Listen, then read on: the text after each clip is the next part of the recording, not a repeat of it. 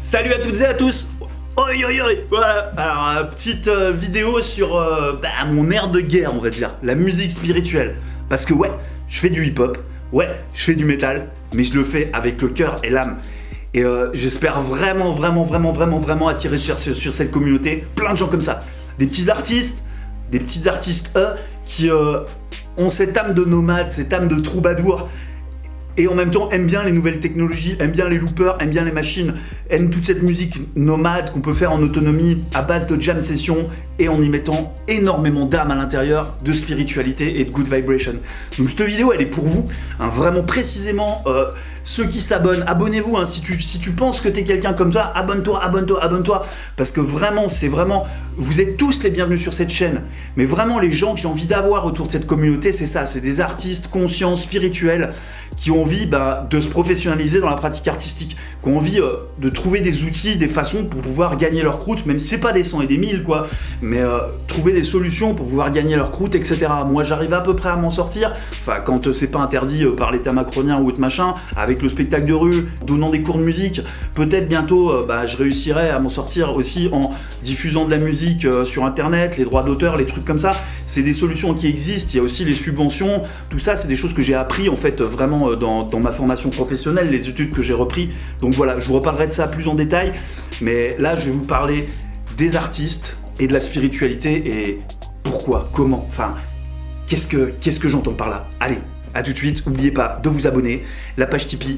vous likez, ça donne de la force, des big up, je vous fais des gros love. On va passer sur la suite de la vidéo, qui sera je pense quand même assez courte parce que le concept que je vous amène, il est plutôt simple.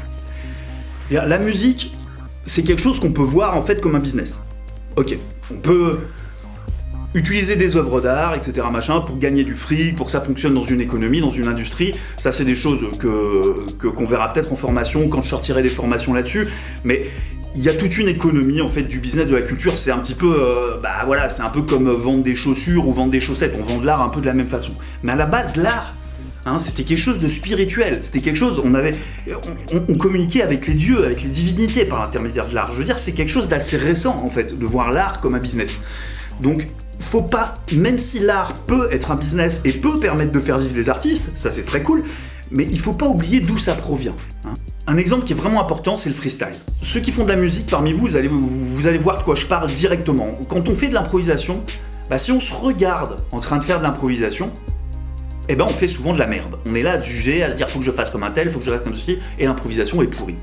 La meilleure façon de faire une belle improvisation, c'est justement de plus regarder, de se comporter uniquement comme un tuyau, et de servir en fait de canalisateur pour l'énergie, entre l'énergie divine, le public, et de servir d'amplificateur à ce truc-là. Mais quand on se regarde en tant qu'artiste, quand on se regarde en tant que mec sur une scène, l'improvisation est impossible. Il faut bien sûr maîtriser l'outil, avoir des capacités d'improvisation au niveau technique. Mais pour faire une belle impro, une impro qui parle à l'âme, c'est comme ça, il n'y a pas de règles, c'est juste faut être capable de se comporter comme un tuyau en mettant l'ego de côté. Mon point de vue, moi, à la base, vraiment, c'est que l'art, il se retrouve dans la pratique amateur. Je vais en blesser peut-être certains, mais à partir du moment où un art, il est marketé, pour moi, c'est plus vraiment de l'art. Ça devient autre chose, ça devient un business, mais c'est plus vraiment de l'art. L'art à la base, comme je le disais, c'est pour communiquer avec les dieux, ça peut être une technique de soin, c'est une façon de communiquer, c'est plein de choses qui permettent d'être vraiment dans le monde, mais certainement pas d'avoir. On se rend compte vraiment bien, les œuvres d'art qui touchent le plus, qui ont le plus fonctionné, comment ça a marché en fait. C'était simplement des artistes qui faisaient la musique avec leur cœur, avec leur âme, et qui sont après récupérés par des industries, qui sont récupérés par des producteurs qui disent à l'artiste on va prendre ça, et on va le vendre. Mais à la base, l'œuvre artistique, elle est faite par quelqu'un qui l'a fait vraiment sans logique commerciale. On voit bien la différence. Les gens qui font de la musique dans une logique commerciale du début, ça donne les To Be Free ou des grosses daubes comme ça.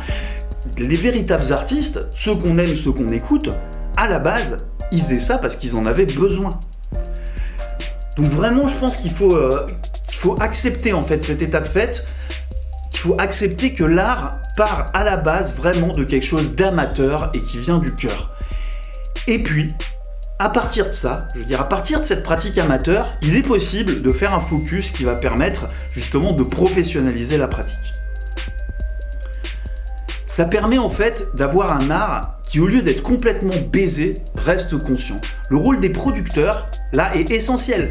Parce que si le producteur, il choisit la partie de l'art qui est pourrie, bah du coup, enfin qui est pourrie, qui marche éventuellement bien, mais qui est pourrie, du coup, ça va influencer les gens qui grandissent en écoutant cet art, cette musique, etc. Ça va les influencer. Ils vont grandir en écoutant des textes de merde, ils vont grandir en écoutant de la musique de merde, et du coup, bah ça va forcément devenir des humains de merde. Le rôle du producteur est essentiel. C'est lui, en fait, qui peut faire de la merde. Quand un artiste mainstream fait de la merde, en fait, lui, il a fait des milliers de chansons. Par contre, le producteur en a choisi 10 pour l'album.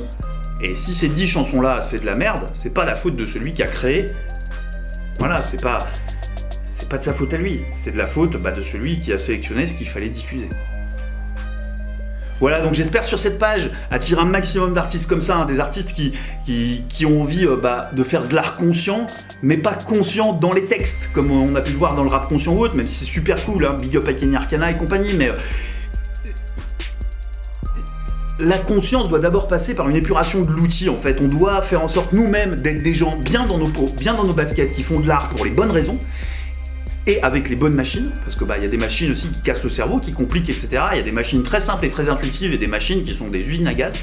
On doit être capable justement de pouvoir transcender ça, transcender la matière de nos instruments de musique, transformer la matière de nos corps pour pouvoir être juste des tuyaux face à cette émotion et cette énergie qui nous provient du ciel. Voilà, donc mes petits artistes spirituels en recherche de professionnalisation, je vais essayer de vous passer tout ce que j'ai pu apprendre, hein. Et puis voilà, je vous fais des big up, des big love, merci à vous, et à tout bientôt. C'était le film.